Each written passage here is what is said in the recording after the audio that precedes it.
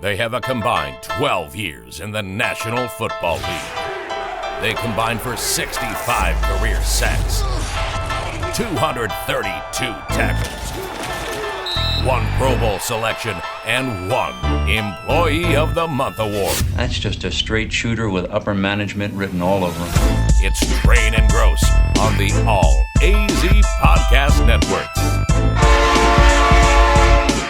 Welcome in episode 81 of Train and Grose. B-Train, Bertrand Berry, Mike Grose, Sean Crespin, back at Train Station Studios. Reunited, and it feels so good. Well, it does feel good because it's good to see you guys. Yeah. But it's also good if you were listening a week ago. Mm-hmm. It was 115. I wrote it at 115, 115 degrees. Yeah, we wouldn't have made it in here. For those of you not in Phoenix. Yeah.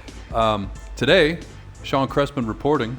Chris. He pulled in the fancy vehicle and said it's 86 on the dashboard thermometer. 86. With a little bit of humidity, though. Just a little bit. Little thick, but 86 degrees in July. Compared to 115 a week ago, what 30 did I say? degrees. What did I say that Sean mocked me for? I said, I'm no math guy. Yeah. That feels like 30 degrees. Yeah, thank you so much. Put your finger up. It's good math, man. Yeah.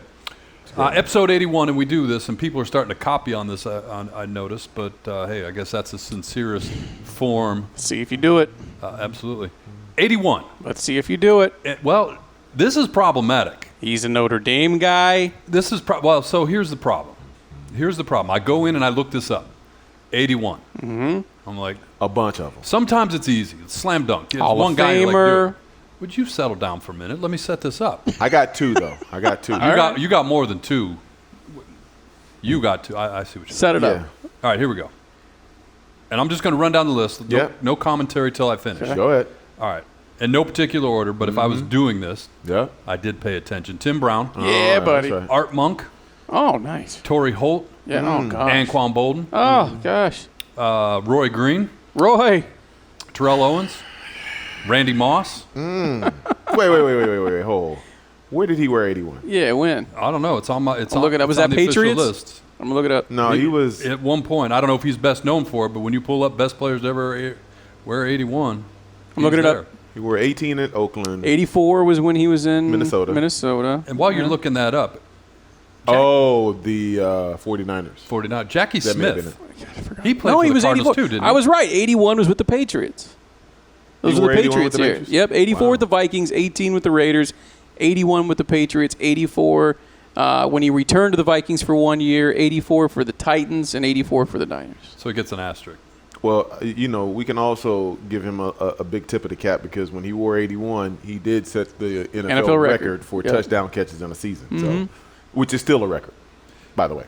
And they've added a game. And while we were debating that, 81, Jackie Smith Wow. used to play for the St. Louis Cardinals. Wow. But so there's a lot of quality. Who at were the number 81? Who were the 2 that you said? I got 2. Who were the first 2? Tim Brown and Anquan. Yeah. Tim Brown. Yeah. For number 1. And then you also got Anquan, one of my favorite teammates of all time. I've told Mike this many times. We've interviewed him many a times on separate shows, and he's always been gracious with his time. A guy that is as nice of a man as you will ever find.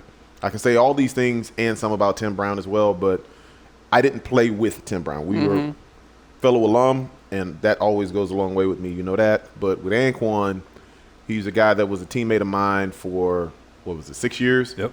And we had a lot of great memories together. And for me, I can't think of a better teammate to say that I played with. And he's a guy that I would tell my kids about, put it to you that way. The Jets game. What was that like? I was not there. I had torn my groin. So you weren't the game on before. Okay. I was not even in the building. I Because was here. For those who don't know what I'm referencing, the hit to the face. Broke his face. That broke his face. He didn't. And dude came back, 3 weeks later? 2 weeks. It was unbelievable. So listen. He flew back to Arizona and was here for a week. Never took a pain pill.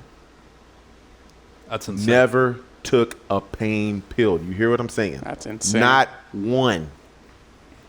So, and then came back and like it never happened. Didn't Kurt say that play kind of It still haunts him. shook him? It still haunts him. To this day, it's still like if you ask Kurt today, he would still say that throw to Anquan was one of those where he still wishes he had back. Yeah.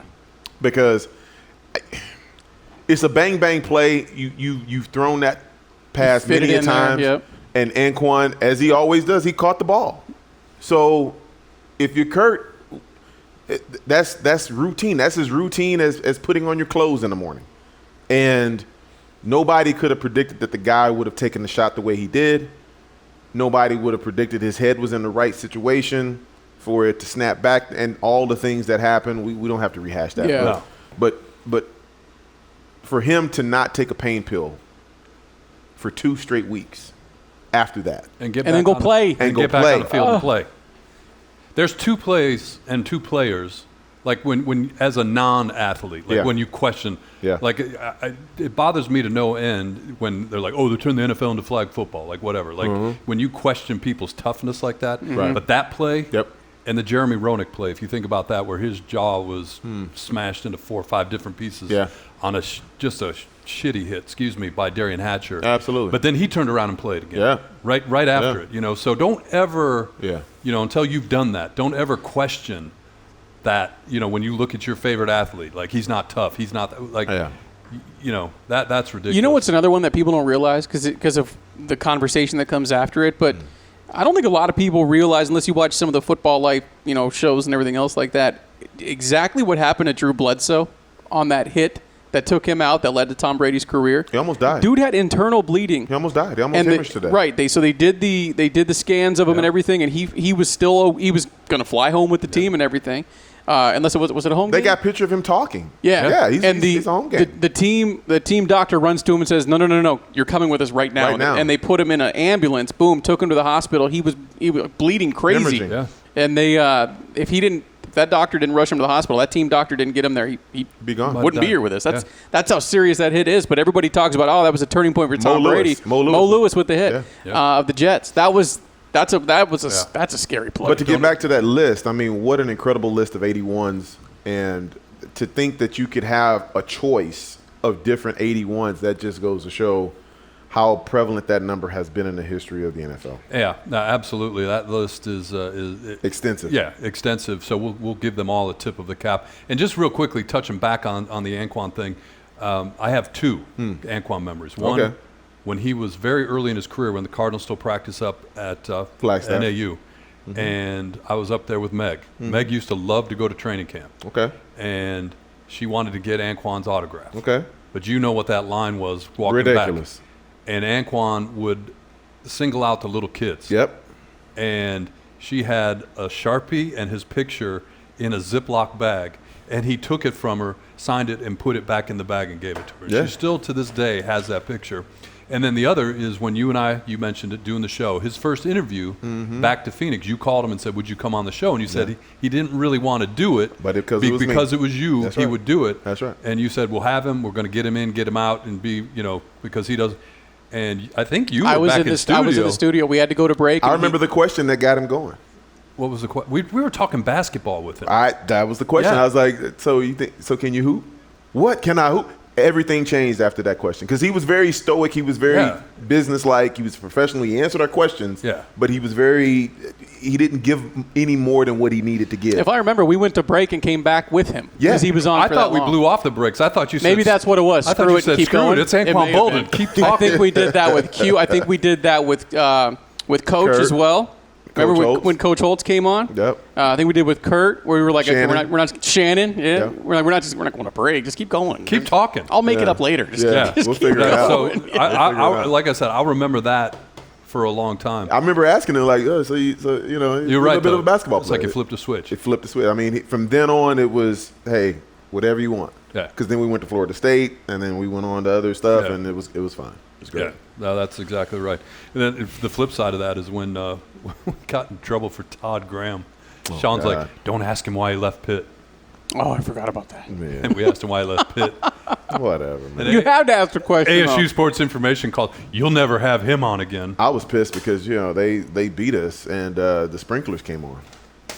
I don't know if people remember that during the Notre Dame game. Like, they were doing the victory march, and the sprinklers came on All right. the field. 2 things, and I don't know if this is in Pump the Brakes or not, but 2 things that happened today that need to be mentioned. Okay. 82 years ago today, Bugs Bunny was born. Wow. His first That was appearance. not Definitely a tip of the cap to Bugs Bunny. I mean, you talk about my entire childhood and beyond. I still have Looney Tune DVDs that I watch on the regular I'm right there basis. with you. For Looney Tunes, when I was growing up too. Oh. Sunday morning or Saturday morning cartoons, like that was must-see TV. How many characters were made famous off of Bugs Bunny? Crazy. I mean, just think about Crazy. the different guys that Michael Jordan. I'm just kidding. Elmer Fudd. Yeah. You know what I mean? Yeah. Made famous me right there. If it wasn't with the bunny, I mean, who knows what would have I happened? knew I should have made that left at Albuquerque. Yeah. I say that was stupid, son. Foghorn Leghorn, absolutely. No doubt about it. Yosemite Sam. All of it. All of them. I mean, that Bugs Bunny is the centerpiece of that whole entire movement, and All right. I'm a big fan. So that was one. And then on 82 years ago? 82 years So ago. you said, wow. Yeah. On this date in 1984, Purple Rain was released. Wow. And The rest is absolute history. you can find it on out there on the interwebs. When's the last time you watched it? Prince making his entrance into the premiere with the big bodyguard. I can't remember his name. Big, huge dude with the blonde hair and the beard. Yep. He was in the front seat. He jumps out real quick and opens the door and he walks. Yep. Yep. Classic entrance. And according to Charlie Murphy, another dude that can hoop. Oh, Prince was a hooper. I thought you There's meant the pictures of bodyguard. him hooping. Like, they've got real pictures of him hooping. And Short dude. And ping pong, apparently. Yes. I can't tell you the last time I watched it, but we have this conversation all the time. If there's a movie comes up, like if you're flipping the channels and you land on that, I'm staying.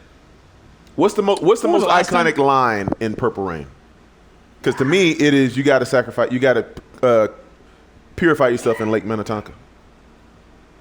You got to purify yourself. He says that to Apollonia. I remember that. And she jumps in, and he's like, "That's not Lake Minnetonka," and burns off. It's classic, man. Hey, Prince is up there with Michael Jackson with me, like all time. Don't even talk about it. No, I'm with you. And I Soundtrack, do everything. this or anything, but the time for me when I was Morris Day, absolutely. and Still performing, by the way. there was a time, pardon the pun, and I didn't mean that, but I didn't know how else to say this. Back in college, where the walk, Yep. 9 minutes, I could do it all, Wow. beginning to end. Wow. Yeah, about to walk a hole, my Stacey Adams. Wow. Damn. Okay. We'll delete I that love part it. out, right? I love it. I love it. Then wait. So you got Bugs Bunny and Prince in our podcast? And we're only a few minutes in. Before he Wow. before he gets to Kyler Murray, he's got Bugs Bunny and Prince. And Prince. This is Icon. This is why we need to. Like, I understand why we haven't been together and part of it was my fault. I went on vacation, but this is why we need to be together. Absolutely. Because this type of conversation So much better together. happens organically. So much better. Right? So much better together. Sean didn't know I was going to quote the walk. I mean, it's classic. Yeah. It's worth remembering. Like that is iconic. I mean, again, purify yourself in Lake Minnetonka. That's my all-time line in that movie. And there's a lot of them. There's a lot of them. There's a lot of them. All right. To Sean's point. Guess we got to talk a little sports. I guess that's why we're here. Well, so here's the deal. Like this locally, it's just after 6 o'clock, almost 6:30. Yep. At 6:13. So I don't know when you're listening to this, but 15 minutes ago. Yeah.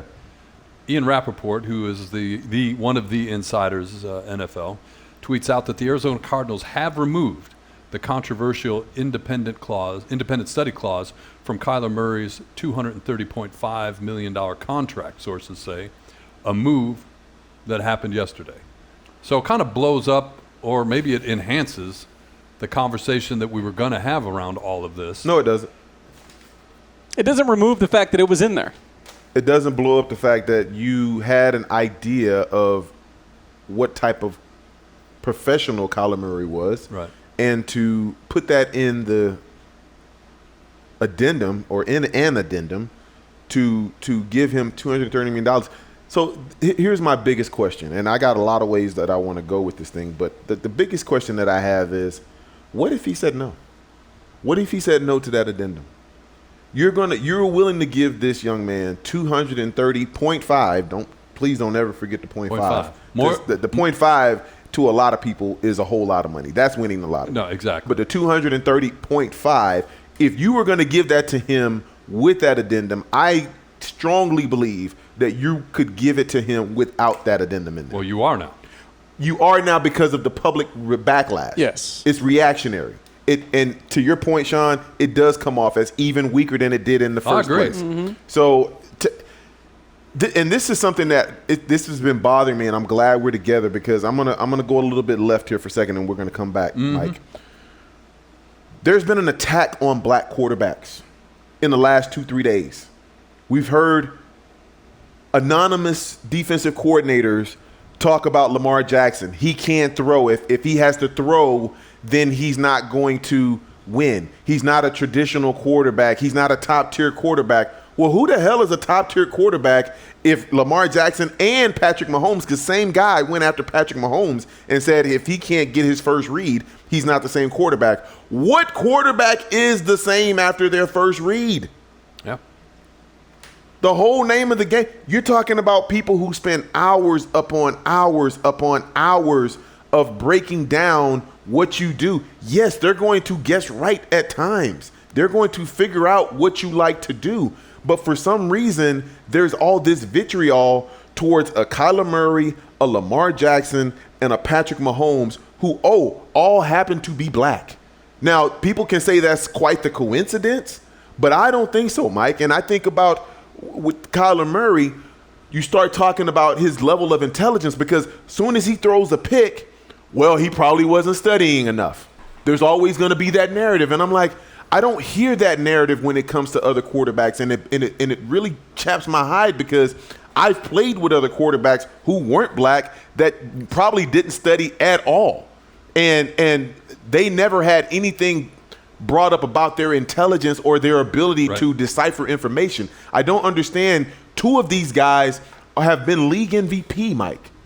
And then you talk about a Kyler Murray, a guy that was offensive or rookie of the year and a 2-time Pro Bowler. So every year that this young man has played quarterback, the last 4 or 5 years, he has gone away with some sort of hardware. So clearly he knows how to do something right because it's not just talent, because when you're able to make the plays that he's been able to make, that's not just athletic ability. The article you're referring to relative to Lamar Jackson, it was written by Mike Sando, who he was with ESPN for a long time, and I would say relatively well respected. The Athletic, to me, has had a history here lately of, I don't know if they're trying to stay relevant, trying to get clicks. They've already been renamed, so think about that. You know, Lamar Jackson, I thought, had the best response. He's like, he's anonymous, so I don't care. Like, bingo. If you don't put your name on it. Exactly. If you feel strongly about something, say it with your chest. If you feel that strongly, if you want to make a point about Lamar Jackson or anybody, say Patrick it. Mahomes. Like you can have an opinion. Yeah, you know and what I'll debate your opinion, but if I don't know who you are, how am I going to debate it with you? What else I hate about these articles as well is like we don't know what the context was of before and after that one piece that everybody's grasping onto. You know, I haven't read the Athletic article, but I have seen the quotes and the one about Patrick Mahomes and how after you take away his first read, he plays street ball. But does he go on to say he plays street ball really, really well and is one of the best quarterbacks in the league? You know what I mean? Or what else are we getting? What is the context that goes with those quotes? I always find those articles hard to take serious at all because we don't know the context. We don't know the question that anonymous coach was given and his response to that question. And I didn't mean to cut you off. Those things felt personal. Those attacks by this anonymous coward or cowards, they seem personal. Because now you're talking about street ball, anything to discredit these guys. And, oh, by the way, I remember a guy that won 2 Super Bowls and went to a third that played a whole lot of street ball that just retired last year by the name of Big Ben Roethlisberger. Big Ben Roethlisberger, how many of his throws were on schedule? Mm-hmm. How many of the throws that he made, which were incredible, were on time and rhythm? That guy made a whole career, a Hall of Fame career, by the way, off of making throws that were off schedule.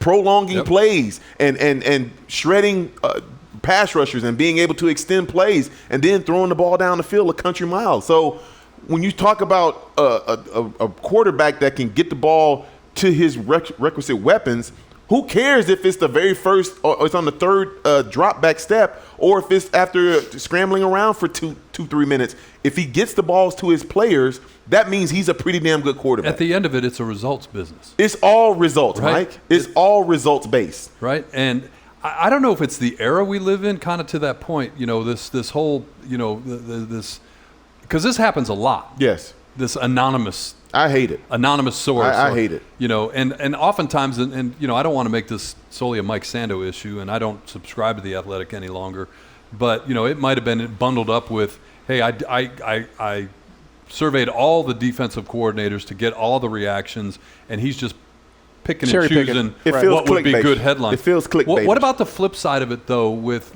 because Lamar Jackson's taken a lot of arrows this summer, and former teammates. Bernard Pollard went in on him too, and it just feels like that was personal too. That had really a very personal. I mean, it was wrapped around what type of quarterback he is. Yes, but it felt personal. It was very personal. And it just is it the era we live in that people just get this is Bernard Pollard laying up on the couch feeling confident and he feels it's necessary to do this, or if we're The Athletic, we need to get clicks, so we're going to just run with these anonymous quotes. I don't understand it. And it feels nasty and personal. It feels personal, and it feels jealousy. It feels like jealousy.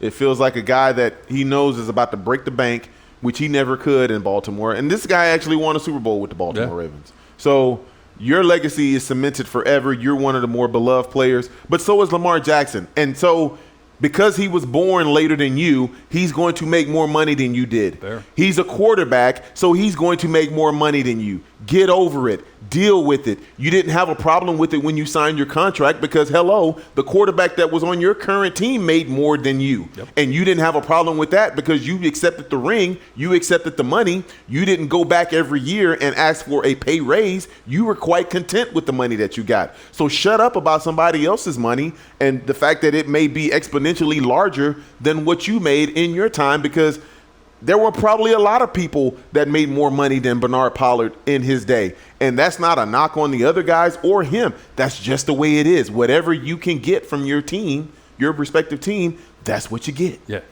No, and his quote, I went back and reread it. To your point, it was very personal. He's talking about they may give him respect, but they don't want to play with him type of comment. Who? Give us names. If you come with that type of inflammatory type of remark, you've got to put names behind it. I don't want to hear what sources said. Sources don't mean jack squat. I want to hear names. If you're going to come out there and say that with your chest, put it all out there because I'm going to respect you more. But to say that unnamed sources, anonymous sources, that all sounds like a bunch of garbage. Coming back to Phoenix and the situation with Kyler Murray, when that first came out, my first thought was his agent, because there's certain things I remember and I know because of my time with you. Sure. You've told us radio show on this podcast, you look at it as a business. Follow the money. You're an independent contractor. Independent business contractor. Right. But then you talk about agents, and you told a really good story about when the Broncos called you into the front office without your agent and wanted you to do something with your contract. You're like, no, we're not having this conversation. Came in the Godfather style. Right? Yeah. Without your agent. Yeah. Right? And so Kyler's got an agent. Kyler's agent got a lot of headlines saying he's going to back for his client this spring when he sent out the press releases with all capitals. The Cardinals don't have Kyler's best interest. They're not negotiating good faith.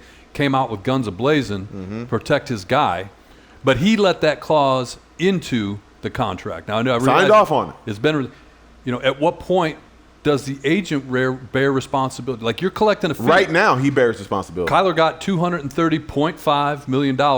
Part of that is going right directly into his agent's pocket. That's right. And he's not going to complain one bit about any of that percentage that he collects. Right. So for a month or 6 months worth of work. At some point, at some level as an agent, isn't it your job to protect your client? It's solely your job. Solely. That's your only job, Mike. You are doing good faith negotiations for anywhere from 6 months to a year.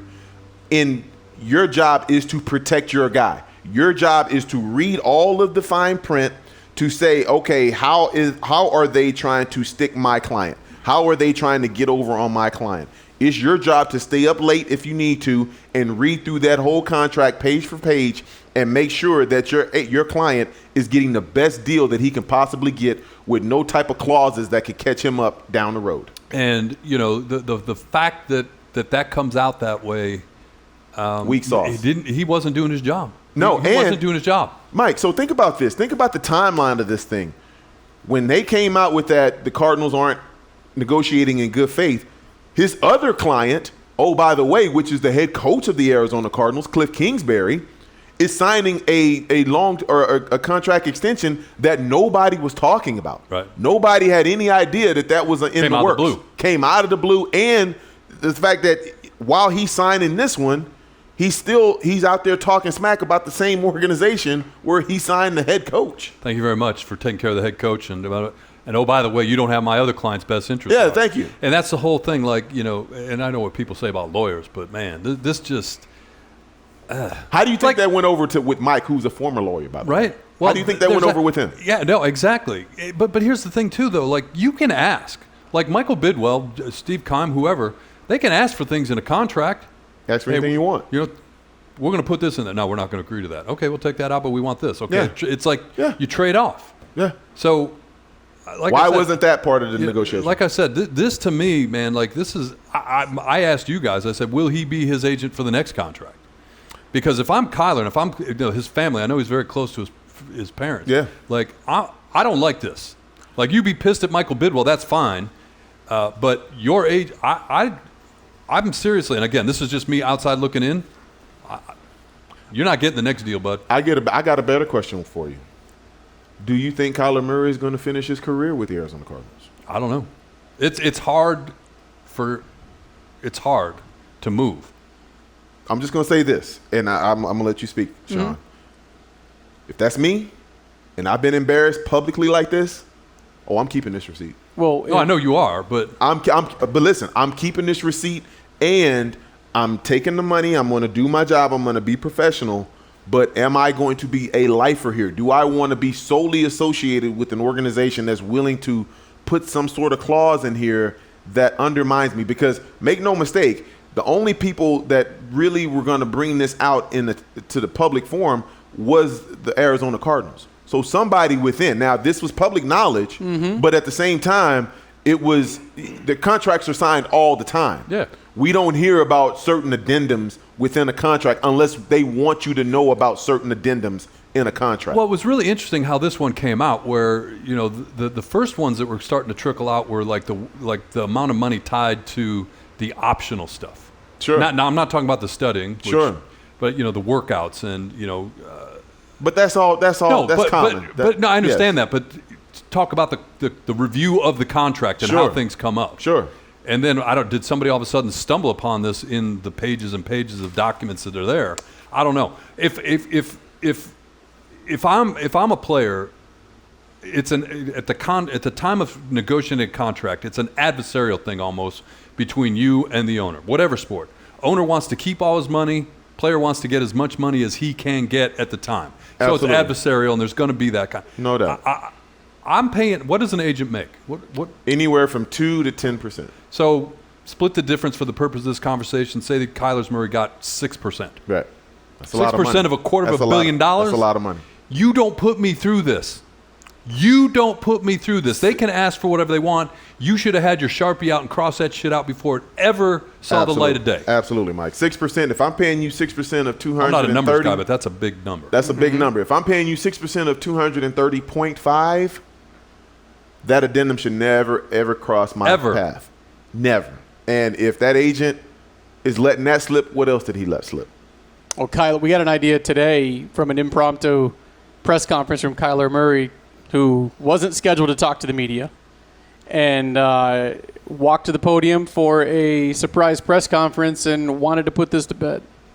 I think that I can accomplish everything that I've accomplished in my career and not be a student of the game and not have that passion and not take this serious is almost, it's disrespectful. And it's almost a joke. I refuse to let my work ethic, my preparation be in question. I've put an incomprehensible amount of time and blood, sweat, tears, and work into what I do, whether it's football or baseball. People can't even comprehend the amount of time that it takes to do two sports at a high level in college, let alone do it, be the first person to do it ever at my size. It's like I said, this is it's funny, but to those of you out there that believe that I'd be standing here today in front of y'all without having a work ethic and without preparing, I'm honored that you think that, but it doesn't exist. It's not possible. It's not possible. So that's all I have on that. It's misguided.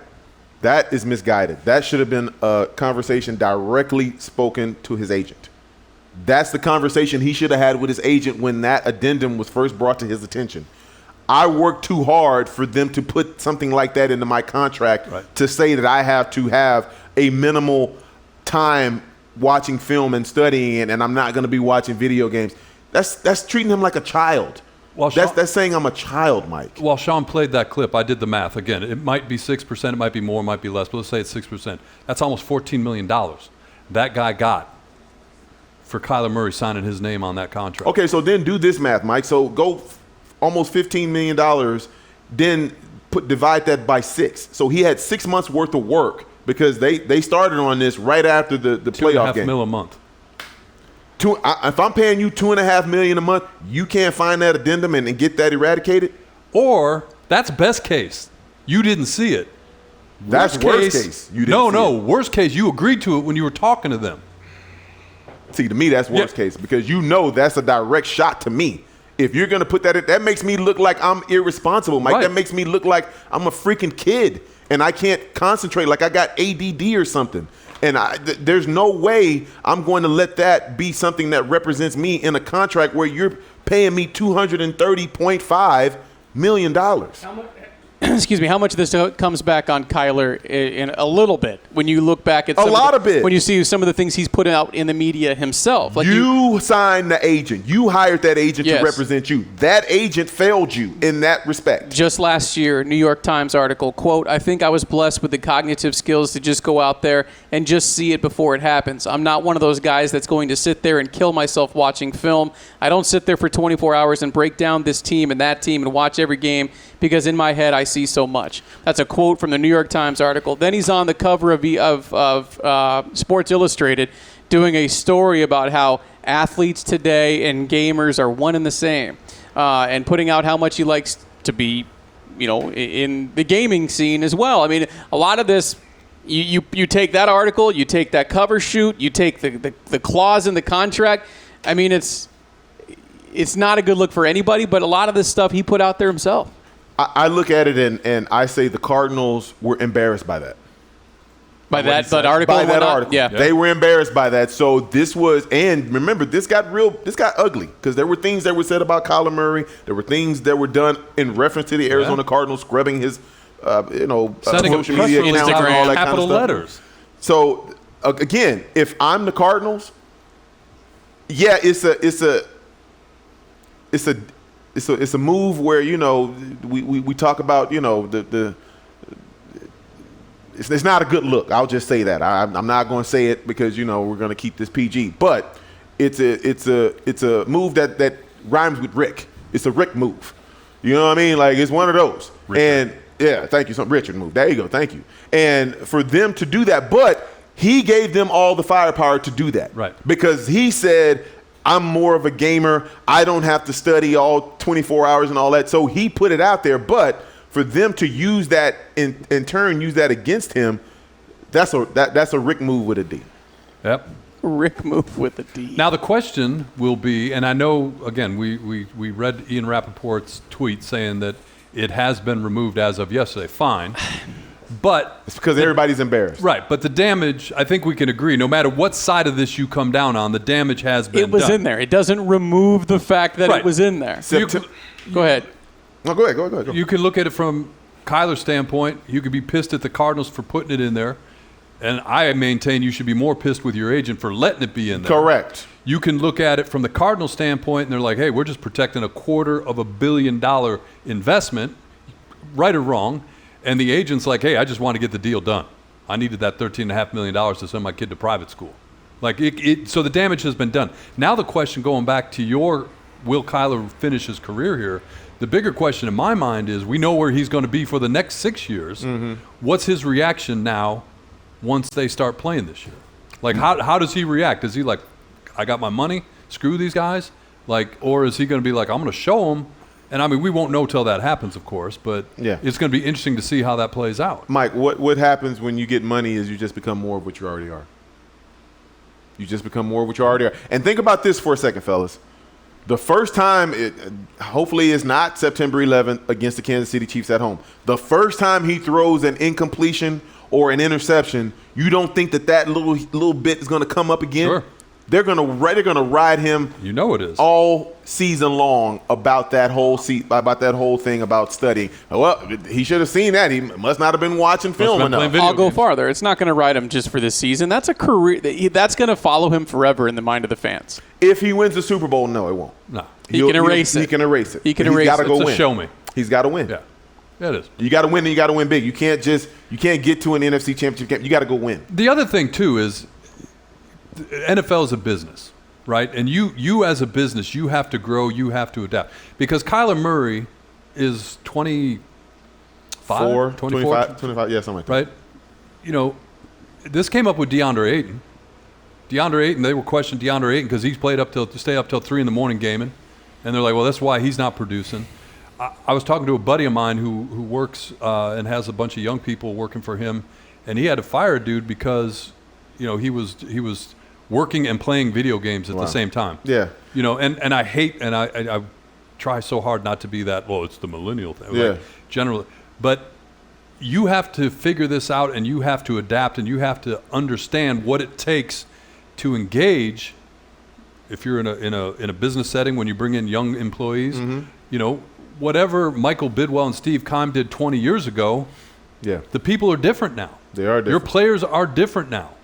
Mike, I just when I think about these 3 young quarterbacks who have all accomplished so much. Yep. And when you think about what black quarterbacks have had to overcome over the years, you're talking about a Warren Moon, a Hall of Famer who wasn't even drafted because they didn't think he could play. They didn't think that he was smart enough to play the position. You think about all of the quarterbacks. About Doug Williams, how he was treated. The list goes on and on and on, Mike. And to still be dealing with these type of descriptions in 2022, talking about street ball and not able to throw to win, and can he throw? Can he, after his first read, he can't really decipher what to do with the ball. Those are all things that talk about your intelligence, your football IQ. They're still talking about their damn IQ, Mike. At some point, we've got to move past that. And what does a guy have to do to move past it? Because Lamar Jackson and Patrick Mahomes have both won MVPs, Mike. They've been the best player in the entire league, and one has been a Super Bowl champion.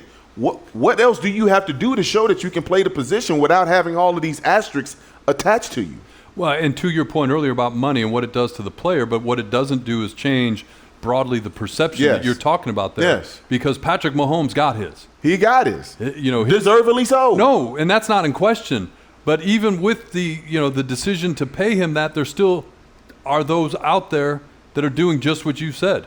Yeah.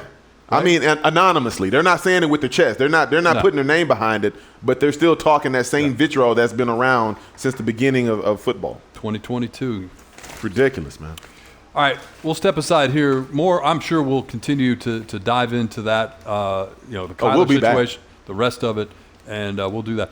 On the other side, we're going to do a quick hit, like a news and notes type situations. A lot happened the last couple of weeks we want to jump to. Some of it in the NFL, some of it in the rest of the world of sports. Then our third segment, we're going to get into what's it like to be a Phoenix fan, a sports fan in Phoenix, Arizona this summer. All that coming up on Train and Gross. Train and Gross. Training camp's opening around the NFL, so some news and notes. We were talking about the Cardinals in our first segment. Yes. But one thing we didn't get to, B-Train, that came out, the Cardinals have an exhibition game against the Titans, and they're going to do joint workouts prior to that game. How do you feel about those? Did you ever do it when you were playing? I did. I did it against the Houston Texans when I was with the Denver Broncos, and I absolutely loved it. I did it with the Indianapolis Colts. We were inter-squad scrimmaging the St. Louis Rams back then, and we did it at the University of Illinois in Champaign. I think it's great. It's a great way to break up the monotony of camp, Mike, because you get tired of beating up on the same guys.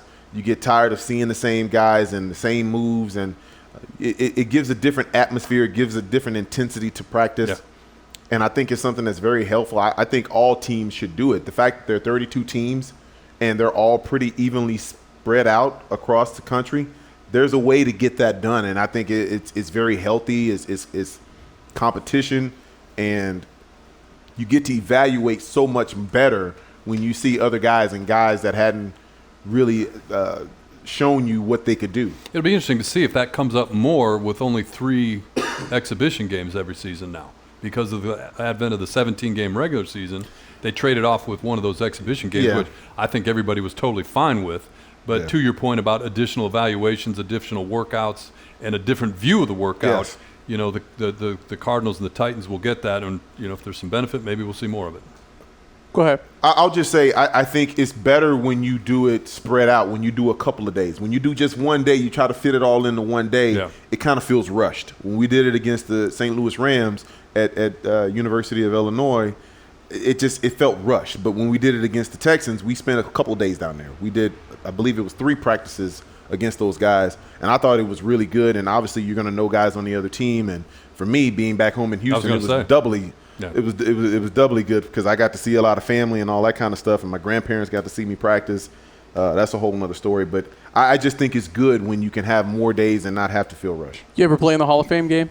I never did play in the Hall of Fame game. 13 years, never played the Hall of Fame. Yeah, I was looking it up. Your Colts played in '96. So that would have been right before you. That was right before I got there. Right, that would have been right before you. I got there. Mm-hmm. And I couldn't remember if the Cardinals were there when you were there or not. This year you've got the Jags and the Raiders playing that now 4th extra preseason game. What year was it that the Hall of Fame game got canceled because that field was in such 3 or 4 years ago. Remember that? That was the Baltimore Ravens. 2011. So, God, it was a lot longer than 3 or 4 years ago. Oh, no. So it was 2011 was canceled due to the lockout. 2016 was canceled due to the poor field conditions when they used the wrong material for the logo at center field, and it was like concrete. Yeah.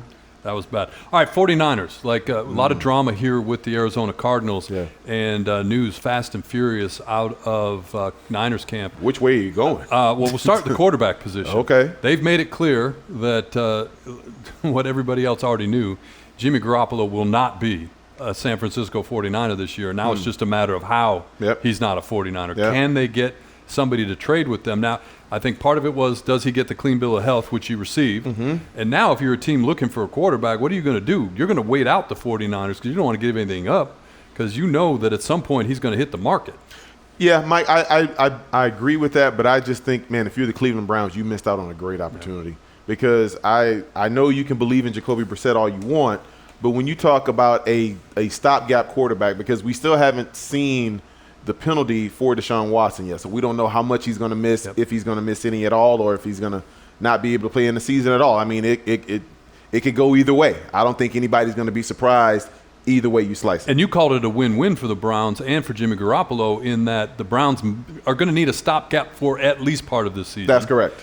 And this could be Jimmy Garoppolo's opportunity to audition for that next deal. It made too much sense, Mike, but they went in a different direction, and I think they got tired of waiting on the 49ers. And the fact that the 49ers are still holding out hope that somebody wants to take on that contract, which for all practical intents and purposes, his deal for a starting quarterback is not bad. No. It's not a bad deal. And a guy that has won basically 70% of the games that he started, that's a pretty good quarterback. I don't care how you slice it. And if you think he works, you get 2 advantages if you get him now. You get him, obviously, for the rest of the season, at your point, a fair number. And motivated. And motivated. And you can deal with him from a contract standpoint before everybody else can. That's right. So it makes a lot of sense, and it'll be interesting to see if somebody pulls the trigger there. Trey Lance, still questions. You know, I've heard the term tired arm coming out of 49ers camp, but I go back to it. Their PR machine has been working overtime, and I don't know if it's to convince the players internally. Sure. To your point, Jimmy Garoppolo, whether it be because of him or in spite of him, they were in the playoffs, deep runs in the playoffs within NFC Championship game last year. Yeah, exactly. So you know, you have made the decision. You traded up to get him, and now you're all in on Trey Lance, and so you're going all in. These stories continue, but hearing about a tired arm coming out of 49ers camp already for Trey Lance. Yeah, it's not good. And the thing about this whole situation, Mike, is you have a 49ers football team that is ready to win. They're loaded. John Lynch has done a great job of assembling talent. When you think about the defense, you think about the offensive line, you think about the skill position players, notwithstanding Debo, who's I think is going to be on the team and eventually get this all worked out. Mike, everything is ready to go except the quarterback. Yep. And I think for Trey Lance, he's going to have to be given a grace period. I think at least the first quarter of the season, the first 4 games, he's going to have to be given a grace period. He's going to have to adjust and assimilate his style and his skill set to what the NFL does. Because in last year, they spot played him. He started one game because Jimmy G was hurt right here against the Cardinals.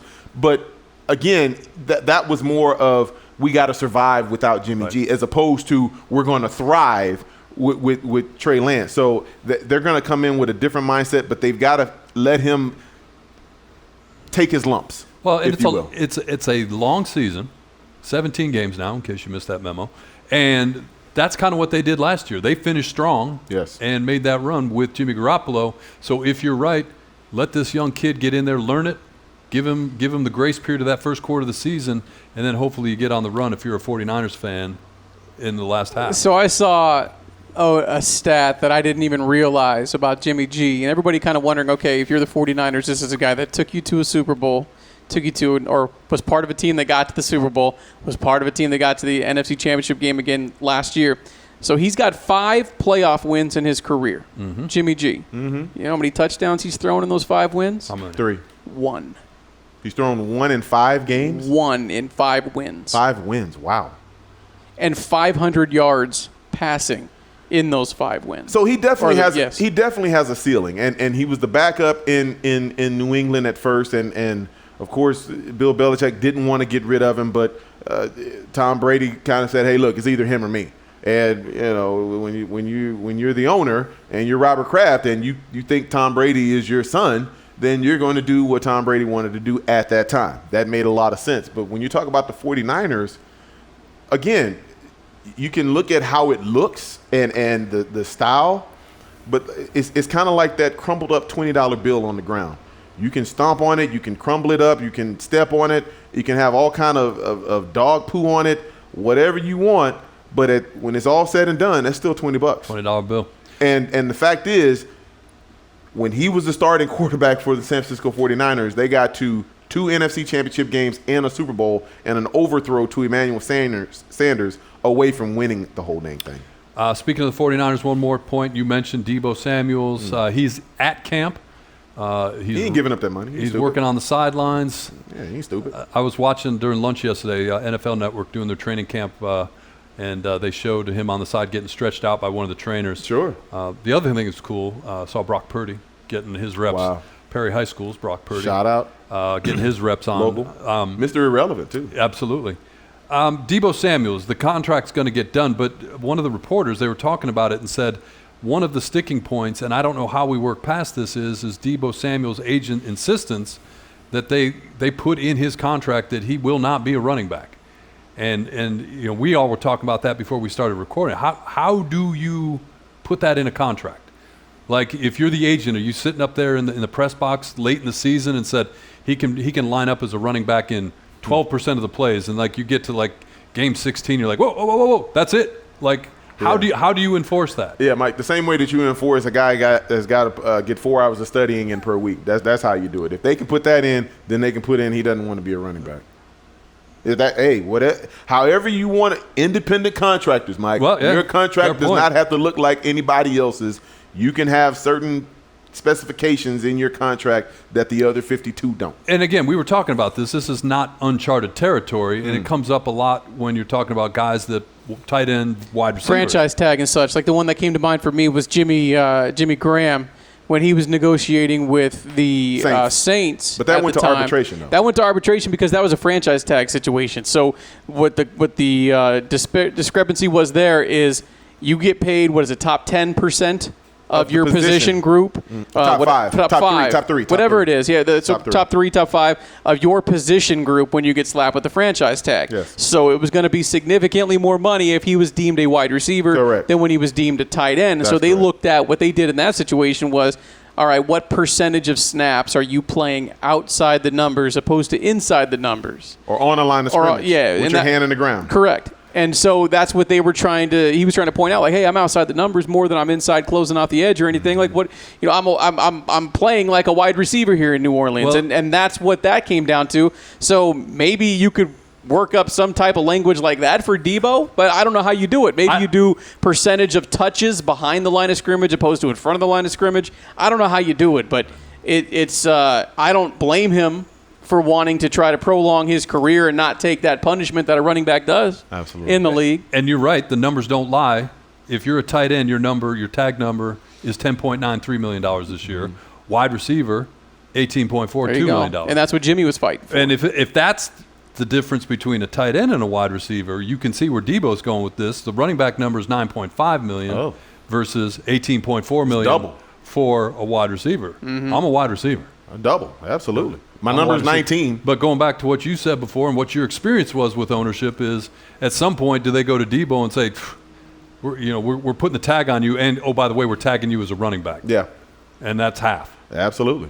Half. So you can see why this is an important question to get answered. All right, moving off of football a little bit. Drew Jones, number 1 pick of the Arizona Diamondbacks, taking batting practice at the stadium, smiling for the cameras, kissing babies. Injures his shoulder, probably out for the rest of the year, man. Wow. This is the second year in a row that the Arizona Diamondbacks first-round pick had a season-ending shoulder injury. It's just, and we're going to jump into this in the next segment, but it just sucks to be an Arizona sports fan right now. When you can't, and Drew Jones looks to be a remarkable talent. Sure. You know his genes are good. Absolutely. And you're not going to see this kid if everything goes 3-4 years at the very best. Yeah. But he's again they do this. They bring the top pick in, home game. He throws out he tears up the shoulder. I don't understand that. I mean, once is unfortunate. Twice is wait a minute. Man, what's going on? Yeah. What's going on here? Kevin Durant is still a member of the Brooklyn Nets. Yeah. Kevin wants to go everywhere but the barbershop. I mean. I don't know what that means, but I'm going to write it down because I know I'm going to hear it again. Have you seen his head, man? I mean, look, I love Kevin Durant. He's my favorite player currently in the NBA, but can the man get a brush? Can the man get a decent haircut to make his head? I mean, at this point, just go low. Just go ball fade. Just cut it off and just go close to the vest. I mean, it's not a good look, Mike. Every night there's something said about his head. And I'm like, we should be talking about his game. And he's getting into the LeBron James category where, in the black community, Mike, if you don't have your hair a certain way, if it's not, all going in one direction and it just looks like, chaos on top of your head, we're going to talk about you. We're going to talk about you. And Kevin Durant, I love him to death. He's a terrific NBA player. But you got to do something about that. When you're talking about going the LeBron James way, where you're talking about how that headband started getting higher and that hairline started receding, man. It started retreating. It started running for cover. LeBron James making news too, saying he's going to play with his son.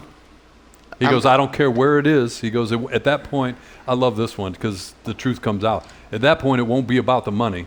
He goes, I'm going to play a season with my son. Okay, so what is it right now?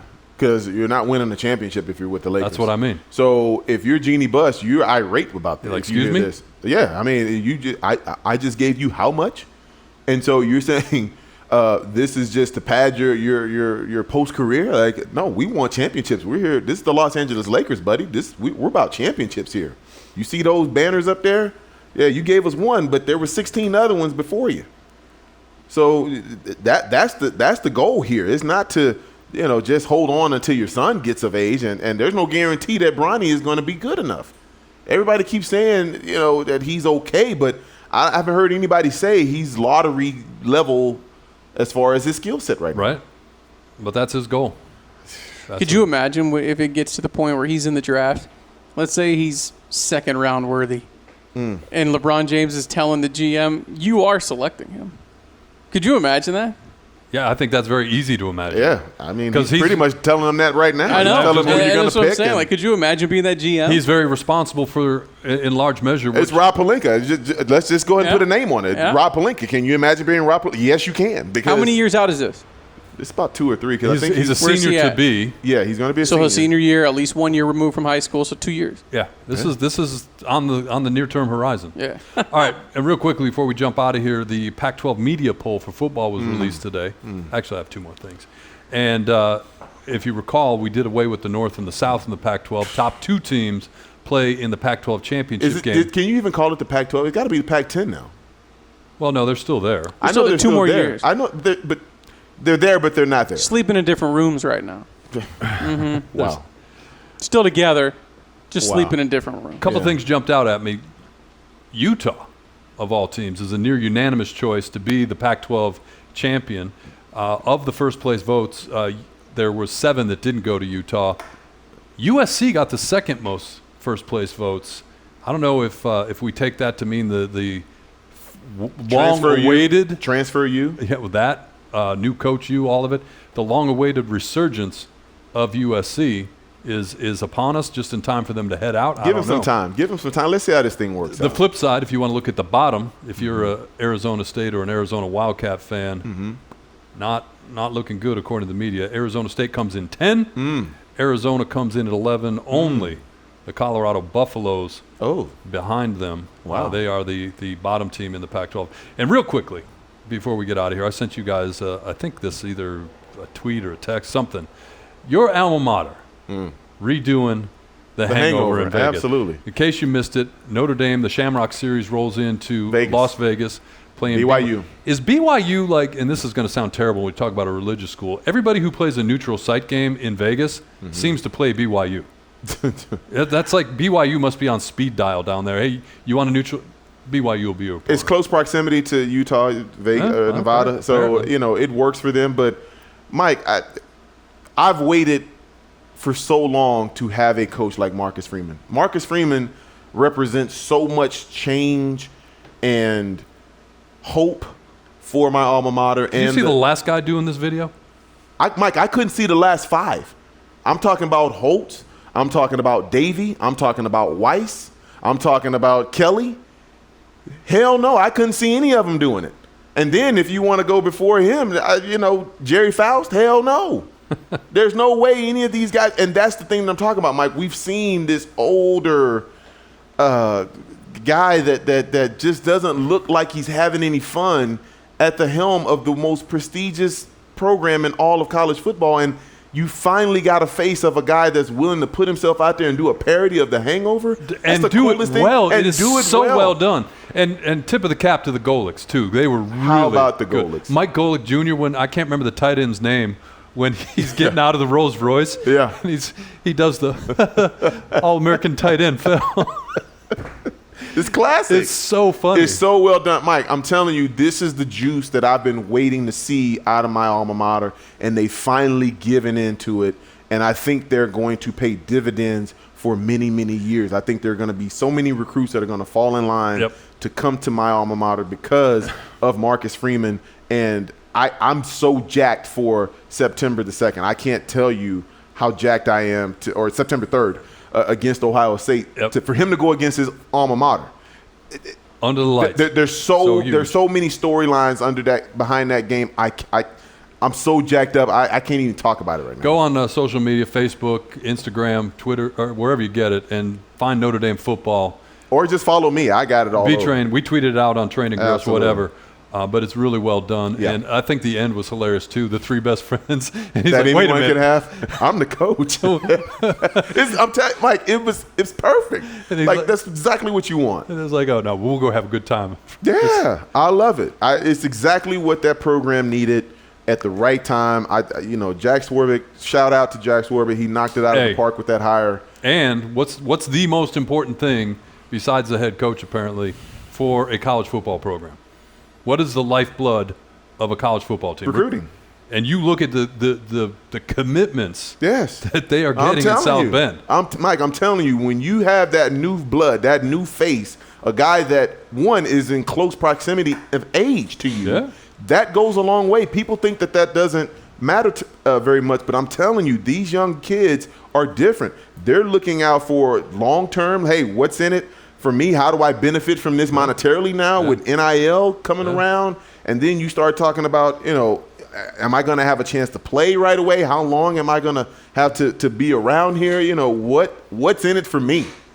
But to your point, relatability is very high on that list, and what they did, genius, checks that box. Genius. Checks that box. I want to be in that video when I play at Notre Dame next time. I want to play for a guy that's willing to put himself out there and look cool. And somebody, Hangover 2 was filmed in Bangkok, so Shamrock Series next year moves to Bangkok. I'm not even touching that one. All right, we're going to step aside here. Don't forget, follow us on Twitter at Training Gross. Oh, I see what you meant. On the other side, we're going to talk about the state of sports in Phoenix. We'll be right back on Training Gross. Train and Gross. The one bad thing about doing a podcast is you can't use real music, apparently. Hey, you got to stay under. Speaking of lawyers, lawyers mucking it all up for us. There you go. All of a sudden, I always come into this. I always tell you guys, you think I'm crazy, but you get a song in your head. Yep. Now all of a sudden, I got that song from the '80s, Bangkok, Oriental City. Dude, speaking of the Hangover though, Hangover 2 at the end when Mike Tyson comes out and does One Night in Bangkok. I can feel it. Or when he does, I can feel it coming in the air. Well, no, he comes in and does at the end of the second one, One Night in Bangkok. Yeah. Oh, that is hilarious. Yes. Hilarious. I mean, other than maybe Shaq and Charles Barkley and Shannon Sharp, Mike Tyson has had the best second act of a career I've ever seen. He's loving life right now. It is, dude, he might be on Act 3. But, I mean, you know what I mean? As far as likability, Mike Tyson is probably one of the most likable people in all the world right now. You know what was one of the best things he could have done for himself? And sorry, I'm doing it again. No, you're fine. Did you guys see that stage show he did? Absolutely. Where he took himself through his... Absolutely. He started at his childhood all the way through his life and talked about all the things that were in the news, all the things that could derail somebody's life or likability in the eyes of media. He did them all. But then when he put him out there on that stage show and just embraced everything... And made fun of himself. Put him right back in... to the clutches of America, just opening their arms to him again. Go ahead. No, I was just gonna say I sent you guys the link for the pivot, right? The interview when he did the podcast. Yep. With Ryan Clark and those guys, and I can't. I could not turn away from that. I was fascinated by what Mike was saying. I mean, I knew all of the stuff, but to hear him say it the way that he did, it drew me in, and I was hooked from the first word go, and it almost made me forget he's got a tattoo on his face. Right. Well, don't forget who he is, though, like the drunk dude on the JetBlue flight. Oh, because he will punch you in the face, and he will hit you harder than anybody else you know, even if he is 50-some years old. I don't. Yeah. Drunk people on an airplane. Drunk people on an airplane. Yeah. Talk about shit. Please do not mess with Mike Tyson. 2022. Please.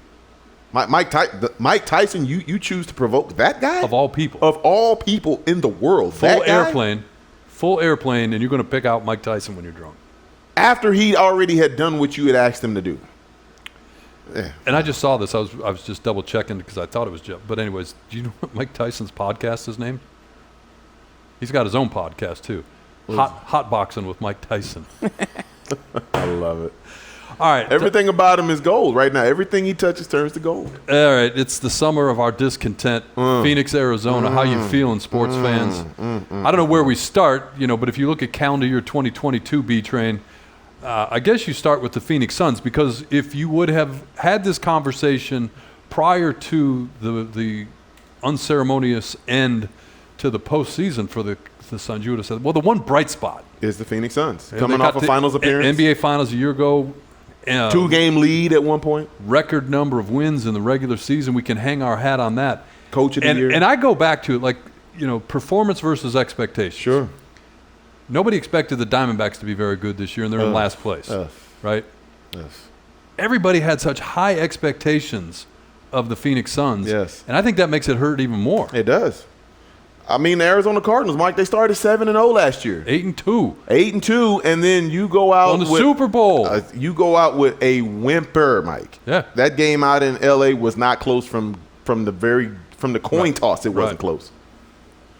Then you got to go your favorite sport. You go hockey with the Coyotes. Where are they playing? Miserable. Where are they playing this year? They're playing at ASU. Oh, okay. They're miserable. Kind of sounds like another pro team in their Phoenix that share the confines with. Thank you for ASU rolling out the welcome mat for NFL and NHL teams. Wow. Yeah. No, you're right. I mean, it's and even the college teams, particularly football, because really when you particularly out here, I mean, I know Arizona, the Wildcats they've got a song. They've got a plan too. They've got a plan. They've got a plan, but they haven't done anything. Yeah. Like what Mike Tyson? What's he say about a plan? Till you get punched in the face. Yeah. How's that feel? How's that feel? Like, yeah, not good. I saw the poll. You're supposed to come in second to last in the Pac-12 this year. Yeah, so that's great. You can have a plan, but you need to start showing me some wins. Yeah, that's right. ASU, I don't even know what to say about ASU. Like they're hanging on right now. Just it feels like they're waiting for whatever the other shoe is to drop. They built the team through the transfer portal, which is about the worst way to build a college football team in 2022. I mean, hello, Lincoln Riley. But I would suggest that the USC situation and the ASU situation are not the same. They're two tale of two cities. But over the course, if you're building a team, because I always say, like in big time college football, you only bring in a JUCO player to plug an immediate need. Right. But you can't build a program on 2-year players. Correct. Which is the JUCO portal or JUCO transfer. So the transfer portal, when you got a guy that's coming in for 1 year, that's an even worse way to do it, and that seems to be what ASU has done. I still think they're more talented than the team down south, but they just have the old comic Schleprock. They've got this cloud hanging over. So you can't even, if you're in Arizona, football season's upon us, you can't hang your hat on, well, thank God the Sun Devils are coming out. Like a year ago you might have done that with the expectations that were coming in. Yeah. And like I said, Arizona, man, can we fire Kevin Sumlin again? Like, he was so bad, he needs to get fired again. Wow. What do you hang your hat on if you're an Arizona sports fan right now? What's the one thing? Mike, I don't even know. I think you can look at high school football. Yeah, the fact that you've got some programs in Hamilton and Chandler and Swarrow that are nationally ranked. Yeah. And they are holding down the fort. You're seeing Arizona high school football starting to make its presence felt on a national level. I think that's good. Yeah. And the thing that I think from that is you see a lot of players come to Arizona and they stay here. Like myself. I'll take myself for an example. When I stopped playing with the Cardinals, I had no intentions of going anywhere else because this is basically the retirement home for all former NFL players. And when you have kids, they eventually grow up and they're going to be of age to where they start playing high school sports, football, basketball, etc. And now you're starting to see a lot of these kids that are sons of former players start to make their presence felt in all of these different programs. And you're starting to see the talent level raise up incrementally around Arizona sports, high school sports. And I think it's a great thing, and you're going to see more and more of it because there's going to be more guys that figure out that Arizona is a great place to live, and your joints don't hurt quite so much. I was just talking about this with a former teammate of mine just last night, how when he was living in other places, he was in Nevada, and when it got cool, he started to recognize stuff that he hadn't thought about in years. But then he came here, and everything all of a sudden just magically disappeared because, there's just more blood circulation. You just feel better. Your body's warmer. You feel oiled up. You're sweating, but you just feel so much better. And so high school football, I think, is going to be the thing that really saves Arizona sports this year. Yeah, I think you're right because there is no other saving grace. The Diamondbacks, last place, like I said. No. They're better, but they're still last place. And if you're in last place in this town, they don't care about better. They don't care about, hey, nice draft. They don't care about your farm system. This is a town where you need to win to be relevant. And I tell the story till I'm blue in the face, and I know I'm talking to my kids. I repeat myself. Sure. Everybody's talking about 2001, they won the World Series. How long ago was that? That was a long time ago, and you go back and look at the attendance numbers around that. They didn't lead their best year, in attendance was the year after they won, because everybody in Phoenix jumped on the bandwagon. They jumped on, right? Mike, think about this: of the four major sports, 3 of them don't even like or don't even have a place to play. Like, think about it. The Diamondbacks got issues with Chase Field. They had to cancel the fireworks show because they couldn't get the roof taken care of. They canceled firework night at the stadium. The Suns want to do all kind of renovations to whatever they call it. Is it Footprint Center? Footprint Center. Footprint Center. Okay, I got it right. They want to do upgrades to the Footprint Center or find another place to play. We already know about the Coyotes. Divorce Glendale. They don't have a place to play. They're kind of nomads. They're kind of the wandering team. Hey, you got some ice. We'll come and play. Yeah. You know what I mean? And the only stabilizing force in the 4 major sports is State Farm Stadium. Yeah. Who would have thought? It's dire. I mean, you've lived here your whole life. Tell me one thing right now, if I'm a Phoenix sports fan, that I should be enthused about. Phoenix Suns. They're still hanging on. I'm going to run it back. Well, hang on, and don't dive into that. Don't dive into that. That might be coming up in the next segment. I heard that term. I don't even know what it means. They're hanging on. No, they're not hanging on. You know what I mean? The Arizona Cardinals have a quarterback. Regardless of what you think of him, the dude's talented. He's the best quarterback since Kurt Warner. You know what I mean? Like, you got a quarterback. Palmer. Palmer. Okay, I'll put some respect on Carson, especially with the way he was playing for a couple of years. True or false, though? This town, you need to. You got to win big. You need to win to be relevant. Got to. No, you 100%. You have to. So, yeah, I mean, if you're local sports fans, kind of dire. But your basketball team is better than it's been in a decade. Yeah. Your football team, they were in the playoffs last year. You can forget about the game, but they were in the playoffs last year. It's not all doom and gloom. It's really not. Listen, in the NFL, if you got a quarterback, you're going to be in the mix. And if you're a halfway decent team in the NFC, you're in the playoff right now, right? I mean, that division. When you look at let's look at the NFC West. I think the news we touched on it a second ago with Trey Lance. That news is good news for the Cardinals and the Rams. I don't see the 49ers taking a guy who's essentially played no football and truly being a contender in that division. Here's you know what I mean? So it's a 2-team race now in this division. So it's not all doom and gloom. Couple weeks. Here's our homework assignment to that point. Mm-hmm. Maybe not even in order, but we'll do the 7 playoff. Not in order, but just who the 7 playoff teams in each conference. Okay. And I think it's equally hard on both sides. The AFC is absolutely loaded. Especially the West. And then the NFC is extremely mediocre for the most part. So you're top heavy. 7 teams have to go to the postseason. That Bucks team's pretty solid. That you're top heavy.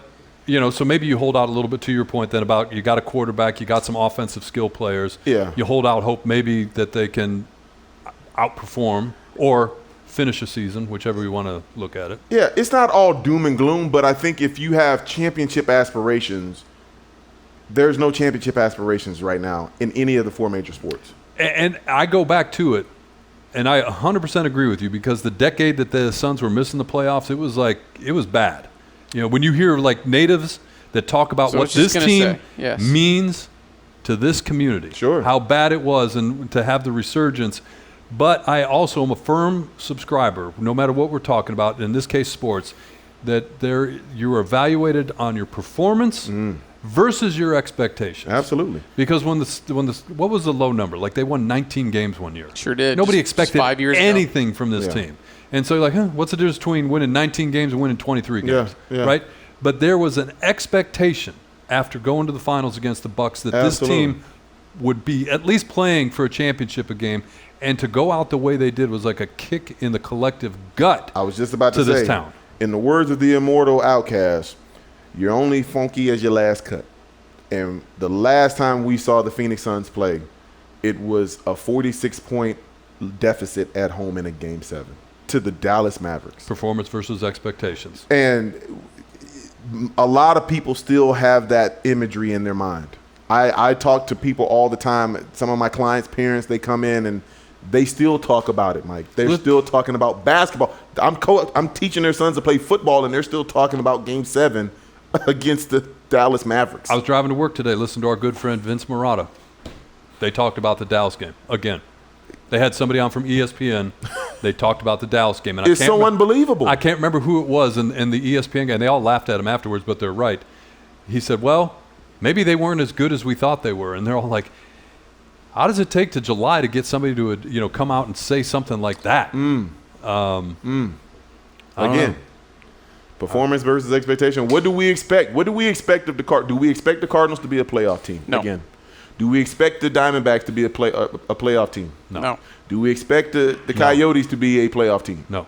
Do we expect the Suns I got to go back on the Cardinals. to be a playoff team? I'm not going to be shocked if the Cardinals are in the playoffs again because of what Mike just said. I'm going to be shocked. Really, because the NFC. I am, yes. You got the Rams, obviously. You got the Bucks. We don't know what the Packers are going to be. Somebody's got to win that division. You know what I mean? Somebody's got to win Packers. it. Let's take the Packers. Okay. There's three. I think the Vikings come back. I think the Vikings win more games than people are expecting. That was a good football team last year. Don't forget the Saints. That lost a ton of games in the last minute. Saints with a new coach, new quarterback. I think the Cardinals are better. But the coach has been there, and the quarterback was there already. Right, but do we want to relive Dennis Allen's last head coaching situation? No, it's a totally different situation. Brutal, it's a totally different team. I'm just jaded. NFC and East. I know you just jaded. Somebody's got to win the NFC brutal. East. Right? Yeah, which is an interesting And conversation. it ain't gonna be the Cowboys. Well, hang on now. Oh, sorry. Well, We'll do that later. Yeah. There's a lot of conversation being thrown around because of training camp. My point is, like, I'm not holding my breath for the Cardinals. I'm not holding my breath, but the other thing is, I was looking at this because I knew I was going to ask the question. To come up with 7, like, I'm going to write it down, and I'm 100% confident in this. In the NFC? In the NFC, you can't do it. So I think by default, okay. Cardinals I'm not going to be. Put it this way: I don't think they do, just because their schedule's absolutely brutal. Especially at the beginning. You got the Rams twice. Who knows if the 49ers start with do the figure it out? Chiefs. But you play the NFC. Do we really need to do this again? You play the AFC West this year. Like you know what I mean. So that's 4 games that are going to be brutal. You got the 2 against the Rams. Like I told you what the computer You're just up said. against it. Told you. Forget your 13-4 or 14-3. 13 wins. Don't Get sleep. outta Hey, here with that. and I sent you guys a text. Don't sleep on the Packers either. They signed Cameron Poe. That stupid computer had them beating Andy Reid in Week 1. Cameron Poe. Yeah. Yeah. Aaron Rodgers walking up to training camp. Mm-hmm. What? You're on the Packers. You see your quarterback. Looking like Nicolas Cage? What are you thinking? Dude, what's wrong with you? If it's anybody but Aaron Rodgers. What is wrong with you? Dude, and the hair flip when he gets to his car. And he drops the bag. What is wrong with you? He drops the bag. What is wrong with you? And then, I mean, he had the great line, too, today when you talk about Devontae Hall of Famer Adams. to Hall of Famer. That was, and the delivery was even better. Yep. Because he didn't crack a smile or nothing. He let it sit out there.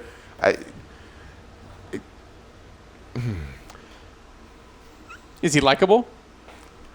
Aaron? Yeah. Is he? He's borderline to me. Is he crossing that bridge? He is losing points by the day. Losing points. Losing points by the day. I think I'm telling you. He's like a roller coaster to me. He fluctuates. You know, he's got his moments where I'm like, this effing guy. And then, when he does something funny, like that Hall of Fame to Hall of Fame makes me laugh. That was great. That was good. But do you love the show up as Nicolas Cage to training camp in Green Bay? Was he legit playing Nicolas Cage there? He had the exact same outfit. How could hair, you not? Everything, hair, everything. So to Beard, everything. Yeah. To B-Train's point about losing points, if that wasn't calculated and planned out, I'm even more worried about him. I'm even more worried about him. Not a good look. It's not a good look at all. I mean, I love Nicolas Cage, but that wasn't his bad. That movie, come on now. Mm-hmm. Con Air? Come on. Yeah. Everybody gets a money grab. Everybody gets one. Nicolas Cage that more. By the way, his new one, well, it's called The Unbearable Weight of Immense Talent or something like that. Is he still on the IRS money? It's not bad. It's comical. He makes fun of himself. He plays himself. Right. It's not terrible. Because he was making movies to pay the IRS there for a while. Yeah.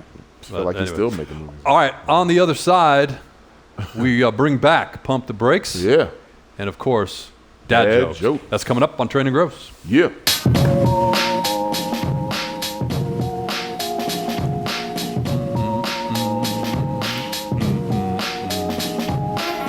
One night in Bangkok.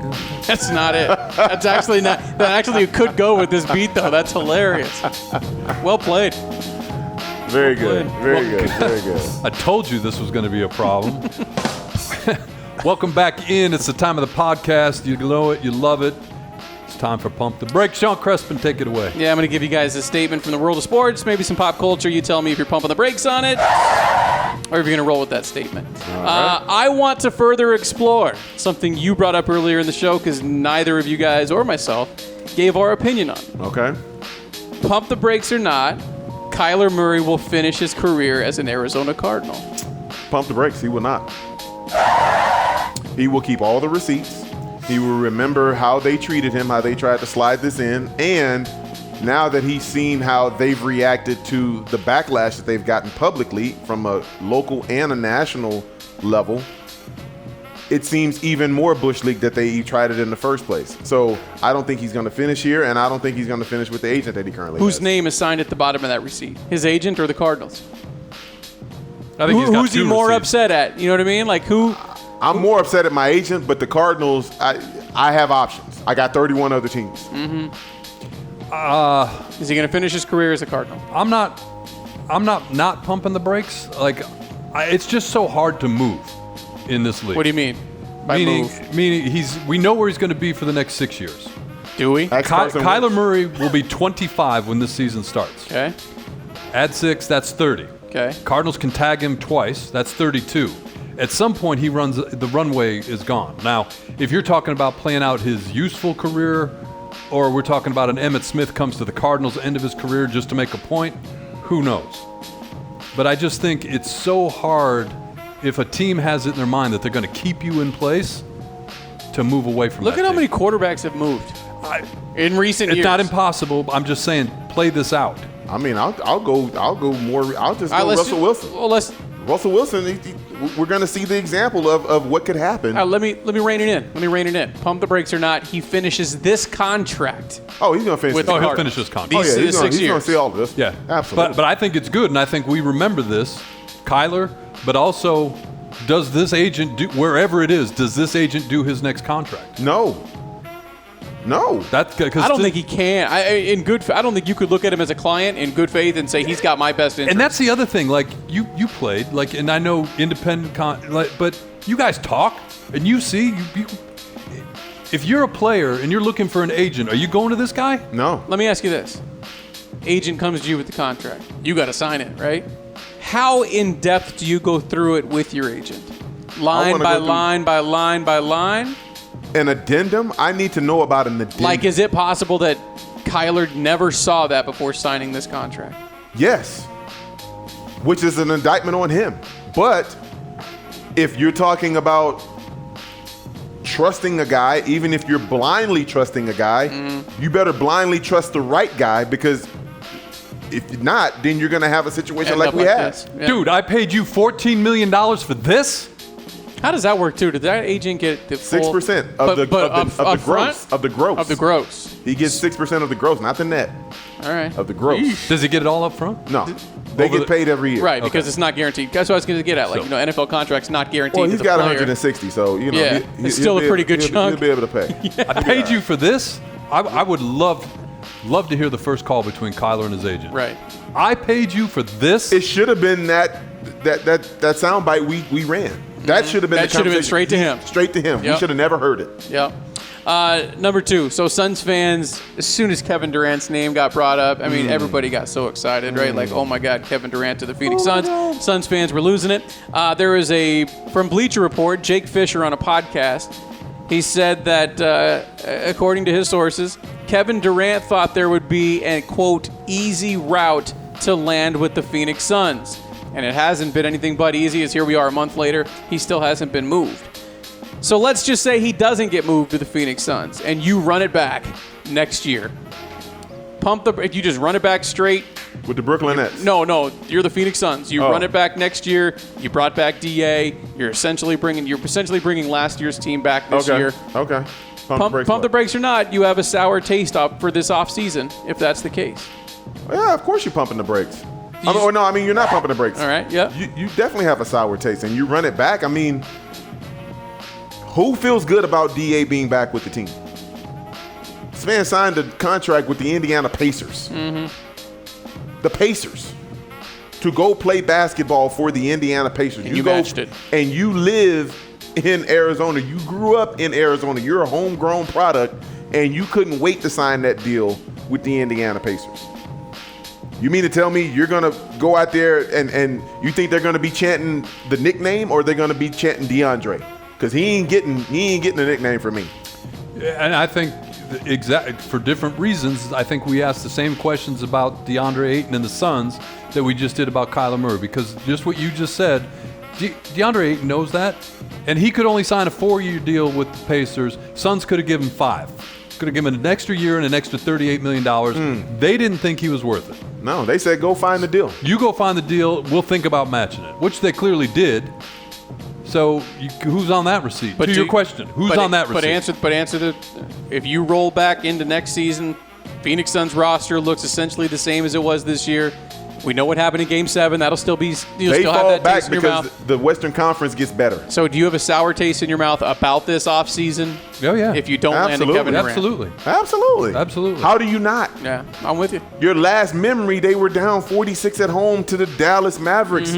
A one-man show.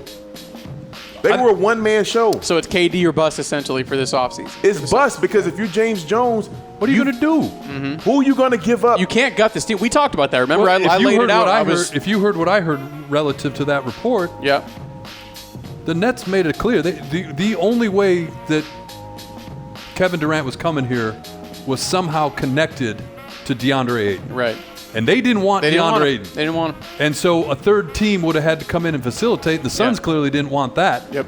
So what are you going to do if you're the Brooklyn Nets? Yep. What is on this roster? You can't move DeAndre Ayton. You're not moving Devin Booker. You're not moving Chris Paul. You don't so want to what's move, on this agent? And you don't want to move Bridges either. And so what's on this team that's going to get Kevin Durant from Brooklyn to Phoenix? You think they're trading Cam Johnson for Kevin Durant? They can't. Get out of here. They can't. The money doesn't even work. Even if you wanted to do something, you got to give them like 8 players. Right. If the Suns were to do that deal, that ain't gonna work. Which deal? I mean, if the Brooklyn Nets were to trade Kevin Durant and they get back a Cam Johnson, even a Mikal Bridges, and Shannon or Jay Crowder. Yeah. I'm pissed off. I'm like, y'all got hosed. It's Kevin freaking Durant. The best player in the NBA right now. Yeah. For all practical intents and purposes. And their asking price is crazy high, where it should be. Where it should be. And if I'm in the front office of the Brooklyn Nets, on my whiteboard that you always see, 2 words written up there. Rudy Gobert. Because whatever that is what the expectation is. Yeah. Plus, if you get a deal, one. Yeah. So if you get anything less than for Kevin Durant, you got fail. a problem. You got hosed. You failed. Yeah. Back to the National Football League camp going on. Lots of conversations with players at the podium for the first time in a few months. So a lot of conversation pieces coming out of that. In Dallas, B-Train's favorite topic to talk about. Dak Prescott is turning 29 on Friday. Oh, man. He said it'll be the golden birthday. Quote, it'll be the golden birthday. I plan on this to be the golden year. So pump the brakes or not. Cowboys are primed to return to the Super Bowl for the first time since '95. Pump the brakes. Pump the brakes. Pump the brakes. Pump the brakes. They ain't going nowhere. They're not even winning that division. I agree with that. Thank you. I was going to ask that They're next. not winning a division. But we can just jump right there. You got an overpaid running back. Yep. You've got an overpaid quarterback. Yep. You've got really one weapon at receiver, CeeDee Lamb, because you just got rid of everybody else. Yep. So I see this team, they're in trouble. The offensive line is not what it used to be. Not even close. You just got rid of Randy Gregory on the defense, one of your skilled pass rushers. So now you're asking your young stud to do everything now. Everything. Like they want him to drop back in coverage. They want him to rush the passer. They want him to do everything, which he can. He's amazing. But still, like you're putting way too much pressure on one person. I don't see them getting to the playoffs. I don't see them winning this. I agree with all of this, and I'm not a Cowboys fan, so I'm following B-Train on this. The one thing that I don't understand, and you guys got on me last week for the Cardinals in the computer talk. If you go out and you want to bet the over-under on the Dallas Cowboys right now, what's that number at? 10. Hang on a second. Over-under to make the playoffs or win the Super Bowl? Wins. Win total. Win totals. The over-under is 10. Over-under is 10. 10. They got 10. They got double 10. digits. And they're the highest in the NFC East. Wow. And whatever else you want, Vegas doesn't put numbers out there to lose money. Wow. So they know what they're setting that number at. I don't see it. I don't get it. But it's because the NFC East is what it is. We don't know what the Commanders are going to be because we don't know what the quarterback You situation could have just stopped Yes, there. we do. We know what the quarterback situation is. It's Carson Wentz. Yeah, but, You could have just stopped there. But new team, you know what I mean? What's it going to look like with We just Carson saw this Wentz? last year. It's a disaster. Wasn't great. 13 in 3 years. But I'll tell you this. At least let's see if we're all on the same page. Real quick, who's winning the Eagles. East? Thank you. Eagles. Yes, they are. The Eagles are winning. That is a good football team. People need to come around to. The And only Jalen- question mark is the quarterback. But I think he's that quarterback that takes that next big step. Like if you watch him play, he is he just takes the Josh Allen step. I don't know about the Josh Allen step because Josh Allen's on a whole nother level. But I think he's one of those guys you look at like, oh yeah, that's definitely the guy for the next decade in that The division. Joe Burrow step. Yes, Las Vegas. I think that's fair. You think he takes the Joe Burrow I think step? that's fair. Did you watch him last year? So like I watched him closely when he played my Raiders, right? Okay.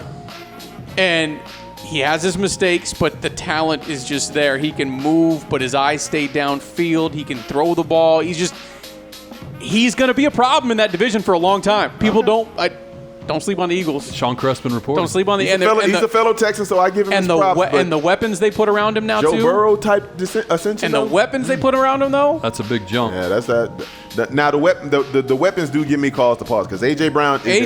He's a problem for everybody. He's a huge I'm get. telling you. And they drafted well. They got the young kid from Georgia. He Yep. was a monster. Davis. Yep. I Jalen love- Hurts is going to be that guy that people at the end of the year go, damn, he took a hell of a step. And they got Gardner Minshew. And they're going to win. Go sideways. Right, yeah, the mustache. And they're going to win that division, and they may win a playoff game, too. Wow.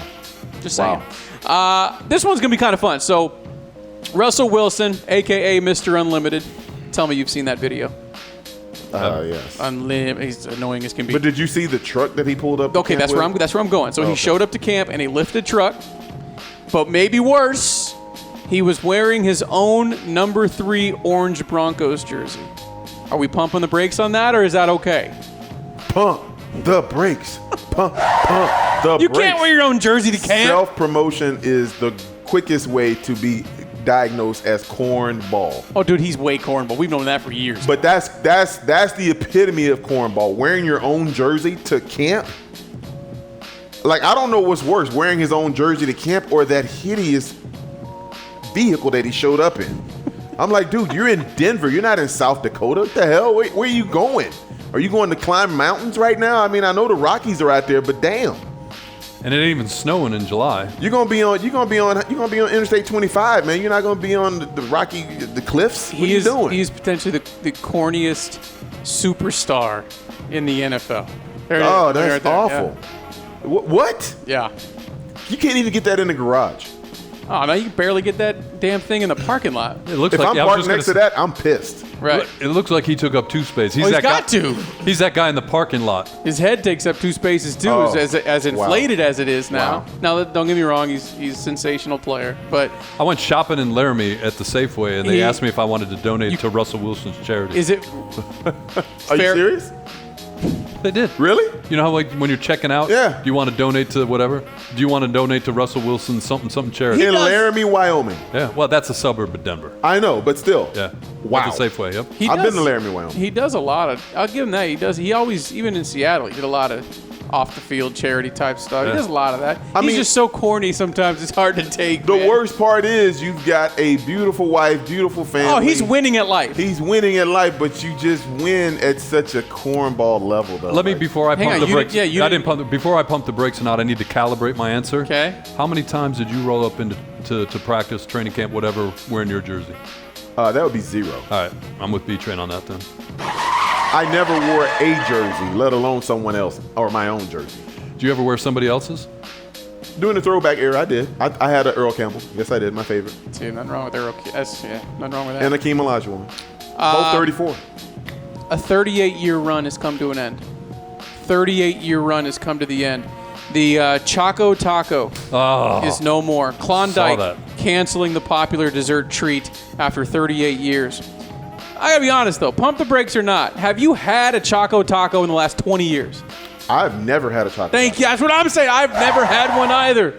So I Ever. mean, can't miss what you never had. No, thank you. Why are people making such a big deal about this? Can I say this? Yeah, go ahead. I was at the day job working one time, and somehow this Choco Taco came up. Okay. And I was being a smartass. I said just that. Never had a Choco Taco. I've never had one, ever. The boss brought in a box of Choco Tacos and told me, shut up, here's a Choco Taco. And?